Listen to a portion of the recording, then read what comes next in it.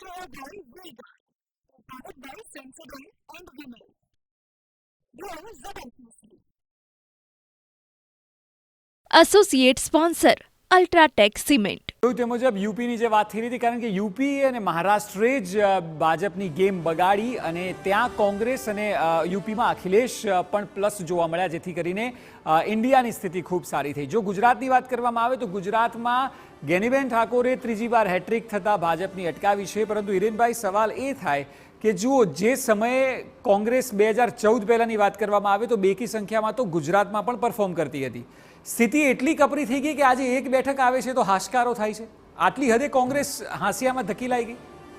નહીં, હાંસિયામાં ધકેલાવાની કરતાં 30 વર્ષથી અમે સત્તાની બહાર છીએ. અમે સંપૂર્ણપણે કોંગ્રેસનો કાર્યકર્તા, કોંગ્રેસના ચાહકો ગામે ગામ, શેરીએ શેરીએ હોવાના કારણે આજે કોંગ્રેસ જવાબદારીપૂર્વક તમામ પ્રાણ પ્રશ્નોને ઉઠાવતી આવી છે. તમે જે પણ પ્રશ્નો ગુજરાતના રહ્યા, મોંઘવારી હોય, બેરોજગારી હોય, વારંવાર પેપર લીકની વાત હોય, પુલ તૂટવાની વાત હોય, તમામ જગ્યાએ કોંગ્રેસ પક્ષે એ સેવામાં યજ્ઞમાં આહુતિ આપતી રહ્યા છે. સીટો આવી ના આવી, કોંગ્રેસ વારંવાર કહેતો હોય કે 62 વર્ષના અમારા સંઘર્ષમાં અમે કદી સત્તાને કેન્દ્ર સ્થાને રાખી નથી. અમને સીટો મળી ન મળી, પણ અમે લોકોની વચ્ચે ગયા છે અને એનું જ પરિણામ છે કે આજે એ મેન્ડેટ આવીને સામે ઊભો છે કે જેને જે કહેવાતો પ્રચલિત ચહેરો આજે એને સંપૂર્ણપણે નકારી કાઢ્યો છે. વારાણસી જેવી સીટ પર પણ એમને માંડ માંડ જીત્યા હોય એવો ઘાટ સર્જાયો છે. અને જે માસ્ટર સ્ટ્રોક કહેવાતી જે એમની કેએમબી એટલે કે કોથળામાંથી બલાડુવાળી જે આ પોલિસી હતી, એ પોલિસી હવે બંધ ચોક્કસપણે થશે. કારણ કે કોઈ પણ મિનિસ્ટર હવે તમે આમ કોથળામાંથી કાઢો બહાર અને એ મિનિસ્ટર બની જાય, એ ઘાટ હવે થશે નહીં. હું ચોક્કસપણે કહેવા માગું છું કે આ મેન્ડેટ સંપૂર્ણપણે જનાદેશ મોદી સરકારને ઘરે બેસાડવાનો છે. હજુ ફરીથી વારંવાર કહું છું કે જનમતને કોંગ્રેસ પક્ષે એટલા માટે માન સન્માન આપી રહ્યા છે કે આ મેન્ડેટ એ 5 ન્યાયનો મેન્ડેટ હતો કે તમે વારંવાર તમને જે લોકશાહીમાં તમને જવાબદેહી બોલવાની હતી, એ જવાબદેહી આપવામાં તમે નિષ્ફળ રહ્યા છો.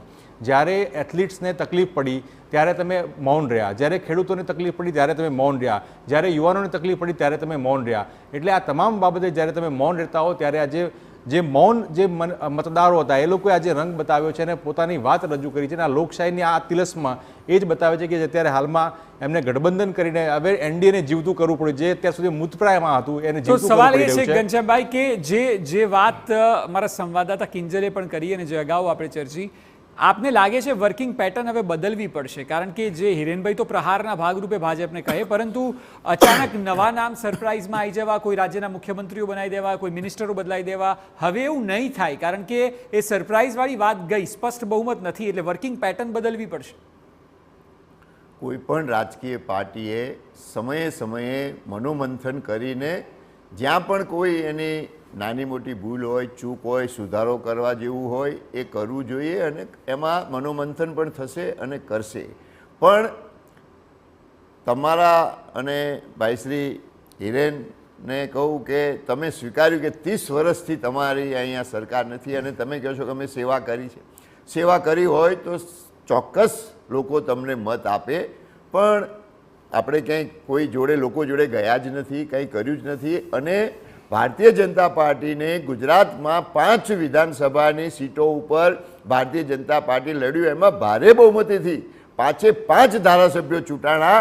એટલે ગુજરાતની જનતાએ પણ ભારે સમર્થન આપ્યું. એ જ રીતે 25 વર્ષથી જે ઓરિસ્સામાં એક સરકાર ચાલતી હતી, એ સરકારની બદલે આજે ભારતીય જનતા પાર્ટીની સરકાર ઓરિસ્સામાં બની, અરુણાચલ પ્રદેશમાં ત્રીજી વખત બની અને આંધ્રમાં અમારા ગઠબંધનથી સાથેથી સરકાર બની.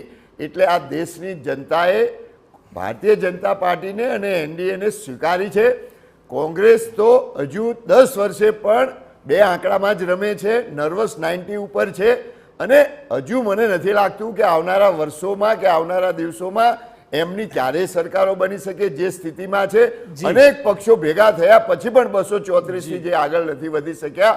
Brought to you by Vega, powered by Sensodyne and Vinyl. Grow ZFC. Associate sponsor UltraTech cement.